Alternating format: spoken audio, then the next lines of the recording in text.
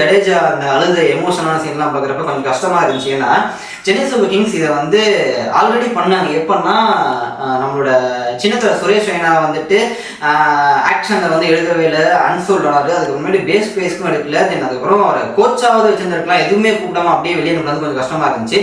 இங்கேயும் ஜடேஜாவுக்கும் அந்த ஃபேவரல் கிடைக்கல. ஒரு ட்ராஃபி வின் பண்ணுறதுக்கு முக்கியமான காரணமாகவே ஜடேஜா தான் இருந்தார். அவரையும் வந்து வெளியே விட்டாங்க அப்படிங்கிறப்ப இங்கே வந்து அந்த இது இல்லையோ, அந்த பற்று வந்து இல்லையோ பிளேயர்ஸ்க்கும் மேனேஜ்மெண்ட்டுக்கும் இல்லை அப்படின்னு தான் தோணுது. ஏன்னா மும்பை இந்தியன்ஸ் வந்து இதை வந்து பண்ணாங்க.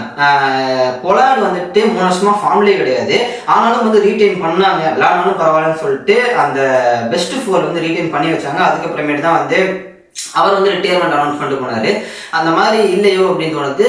ஆர்சிபி இந்த விஷயம் பண்ணாங்க. ஏன்னா ஒரு காலகட்டத்தில் ஏபிடியா இருக்கட்டும், கிறிஸ் கெயிலா இருக்கட்டும், தில்ஷனா இருக்கட்டும், விராட் கோலியா இருக்கட்டும், அந்த டீம் அப்படியே வந்து இப்போ நம்ம எப்படி வந்து கடப்பாறை டீம் அப்படின்னு எம்ஏ சொல்றோம். ஒரு காலத்தில் கடப்பாறை டீம் உண்மையிலே வந்து பெங்களூர் தான். நீங்க அந்த காலகட்டத்துக்கு போய் பாருங்க, 2012, 13, 14, 15 பாக்குறப்ப மும்பையை கம்பேர் பண்றப்ப ஆர்சிபி வந்து ஒரு பெரிய லெவல் டீமா இருக்கும். ஆனா வந்துட்டு ஜெயிக்க மாட்டாங்க.